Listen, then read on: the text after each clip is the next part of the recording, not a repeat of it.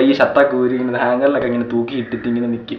നോക്കുമ്പോഴത്തേക്ക് ചവള വയറ്, മറ്റേ സ്കിന്നൊക്കെ മറ്റേ ഒട്ടിയ സ്കിന്ന്, ഭയങ്കര സീൻ. ഇങ്ങനെ ആക്കുമ്പോഴത്തേക്ക് ഇവിടെ 6 പാക്ക്, ബോഡി, ചെസ്റ്റ്, കയ്യിൽ ട്രൈസ്, ബൈസ് എല്ലാം ഉണ്ട്. സീൻ കട്ട സീൻ. താത്ത പിന്നെ മറുപത്തിയൊക്കെ അടി. പിന്നെ കുറച്ച് കഴിഞ്ഞാണിങ്ങനെ ഷട്ടർ പൊങ്ങിയിട്ട് ഒരു 10 പേരെന്തോ ഉണ്ട്. ഈ മർമ്മത്തി അടിച്ചിട്ട് കുതിര പോണ പോലെ പോകും.